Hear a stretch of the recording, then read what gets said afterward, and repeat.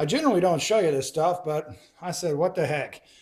So this is what I'm faced with. You know, when I'm sitting here trying to develop these decks and roof lines, I got to organize my hardware. And so, right, what you see here is the remainder of the first deck.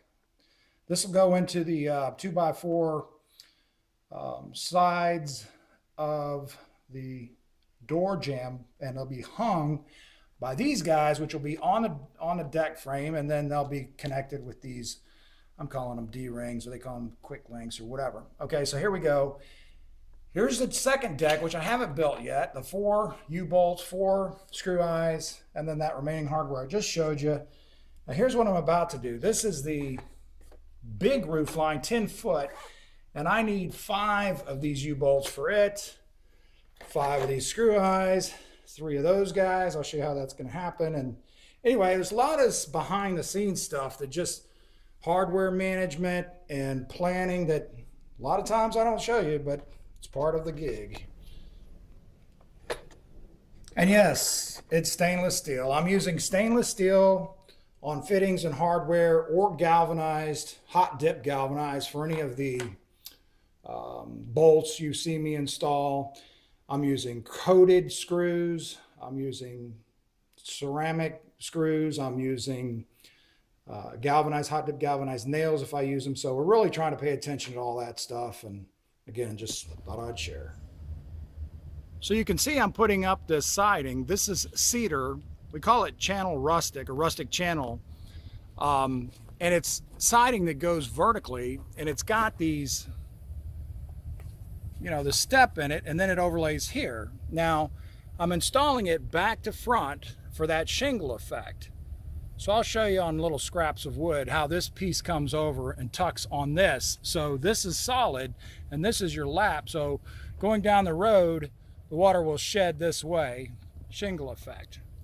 And then I've got to make this, you see I've made this cut here. I haven't installed this piece yet, but looking pretty good. So here it is, a couple of pieces of this stuff. You can kind of see the profile here. It's got a little V-groove in the back, and then it's got this set up here. So this piece goes down, and this guy with this lap piece goes here, and then you get this, you know, board and batten type effect. But there it is. There's the lap that I was talking about. And so we'll do this at the front of the trailer, and this will be at the back for water protection.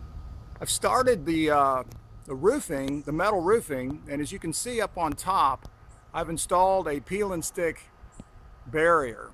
So that's really the, I mean, this thing's waterproof right now with that titanium, they call it, brand peel and stick barrier. And I've got this first piece of drip edge on.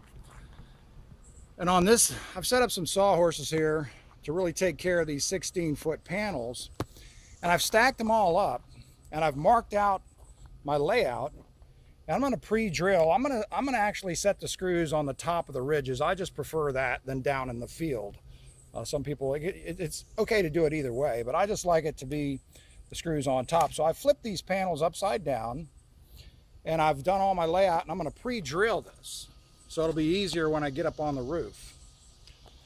And I went ahead and I screwed down all the panels right here so that they don't move on me as I go through drilling these panels, 4 panels up there that'll go right up on the roof. So that'll be very exciting. I've also started to install the horizontal bevel cedar siding to complement the vertical siding. So on the back, obviously you see the vertical, and then where that change in the bump out in the rear, I decided to go horizontal with it, and then out on the front, back to vertical. We can kind of walk around and take a look at this.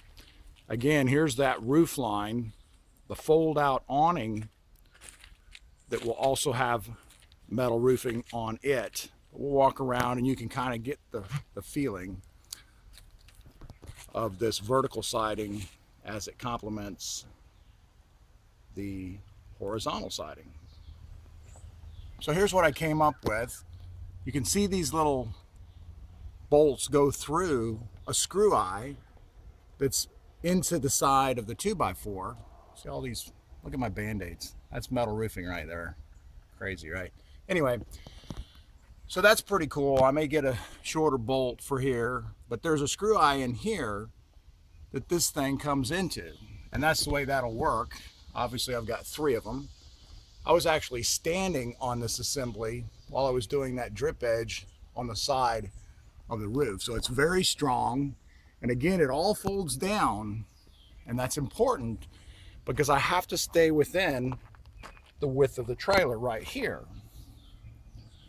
which is the 8'6", you know, maximum allowable going down the road.